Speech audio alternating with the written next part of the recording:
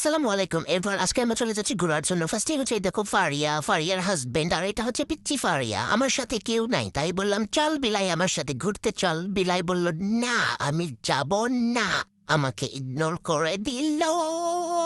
এইদিকে ফারিয়ার তো মন খুব খারাপ, মানে বুইরা ফারিয়ার মন খারাপ, কারণ তার হাসব্যান্ড তাকে রেখে আমার ছোট্ট ফারিয়াকে বেশি কেয়ার করছে। এজন্য সে রাগ করে আমার সাথে সাথে হাঁটছে।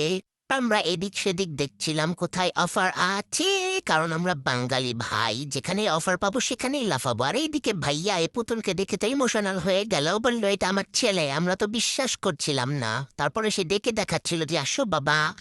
হঠাৎ করে ফারিয়া রেগে মেগে তার ব্যাগ তার হাজবেন্ডের হাতে দিয়ে দিল, বলল নিয়ে চল বেটা। হুট করে ফারিয়ার খুব পেটে চাপ লেগেছে, মানে সে কিছু খাবে। তার জন্য আমি কষ্ট মষ্ট করে নিজের কাঁধ ভাঙাচ্ছিলাম, কারণ আমার টাকা খরচ হয়ে গেল। যাই হোক, আমরা লাফাইতে লাফাইতে সিগন্যাল পার হচ্ছিলাম, তখনই একটা হাসির বিষয় হয়েছে। এই লোকটা কেন স্কুটারকে হাঁটাই নিয়ে যাচ্ছে? স্কুটারে চালাই যাবে না সে? একটি ফারিয়াকে আমি বানানা খাওয়াচ্ছিলাম। বানানা কি সেটা তোমরা চিনবা না মূর্খ। এই দেখো টাকার গাড়ি, একটা বান্ডিল দিয়ে যাও প্লিজ। আমরা চলে এসেছি আমাদের লোকেশনে। দেখো আমাদের ঘোরার জায়গা। এখানে ফারিয়া এসে স্লাইড করছিল উই করে, তোমরা বুঝবা না এইসব। তারপর আমাকে একটু দেখাই দিলাম আমার সাথে কেউ নাই। এইদিকে দেখো বিয়েত্তা বেটা আর বিয়েত্তা বেটির পিরিত উতলায় বায়া ছায়া পড়ছে। ওরে আমার পিচ্চি ফারিয়া ওদের পিরিতের মধ্যে গিয়ে পানি ঢেলে দিল।